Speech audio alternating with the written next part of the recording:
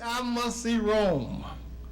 Romans 1:15 and 16, I am not ready to preach at Rome. It sounds as if Paul was fascinated with Rome. All right.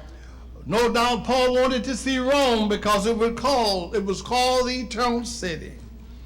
He might have wanted to see Rome because she had unified many nations under her flag. It might have been that the 7 hills upon which she stood. Or it might have been the beautiful gardens of Nero.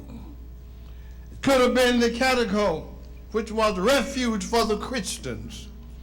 It might have been the tragic place called the Exodiums that always had a happy ending. Or it could have been the Marcellus Theater of the great Colosseum, which was the sports arena. It could have been the Roman architectural design of the dome. It could have been the Appian Way that led to Caesar's palace. Or he might have wanted to see the capital of the ancient world. He might have wanted to see the prison where thousands of Christians had been incarcerated. Or he might have wanted to see the great Roman tunnel. Or he might have wanted to see the Christians at Rome who had come to Jerusalem on the day of Pentecost.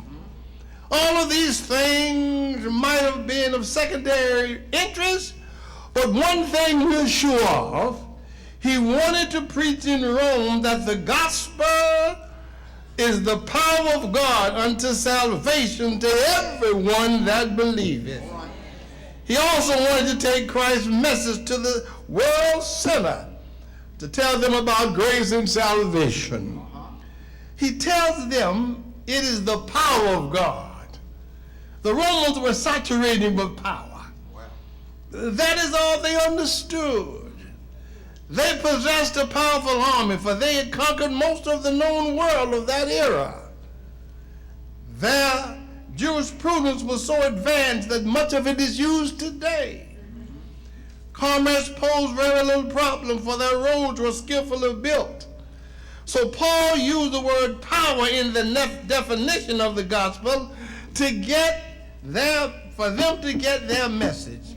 For these powerful things caused them to be obsessed with power. But they had a pseudo concept of power. For you see, power was not in guns and swords, and it's not in the colossal, it's not the heavyweights, but you see, power is in love, and it's in goodness and loyalty and the spiritual attributes. In the seminary, we dreamed of being bishop. We would Payne Seminary, we said we're going to be a bishop one day. But you know, the strange thing was that most of us admired the so-called tough, tyrannical bishops.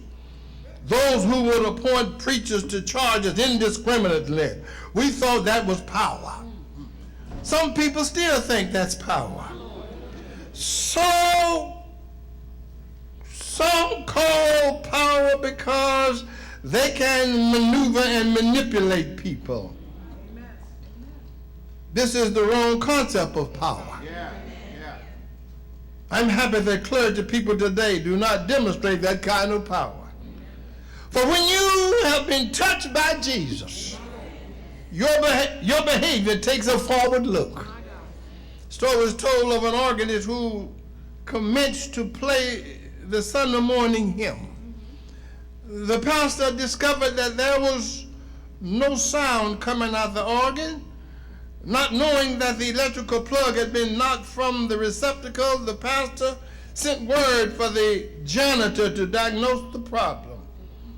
While waiting, the pastor started to pray. Upon finding the problem, the janitor wrote a note to the pastor saying, after the prayer, the power will come. Just as it is in this story, so it is in life, and through that prayer and noble attribute, real power will come. It was the imperative for Paul to see Rome, as well as to preach in Rome. We too must go to Rome. Missionaries, you look good in your outfit, but you ought to go to Rome. If there were any time to preach in Rome, it is certainly now. Well, where is Rome? Rome is the ghetto of the Lord's cities where human suffering is so rampant. Rome is the juke joint where lives are demoralized. Rome is the dope houses where the lives of our youth are being destroyed. Rome is not only Caesar's palace, but also the governor's mansion. Rome is where people's lives are battered each day. Rome is where the single females crying all night long on behalf of her children. Rome is where blacks are killing brothers at an alarming rate. Rome is where people have lost their aspirations and dreams. Rome is the little cliques in the church that try to discourage you from working in your church. Rome is where deceptive preachers use flattery remarks to ingratiate themselves in the eyes of the believers.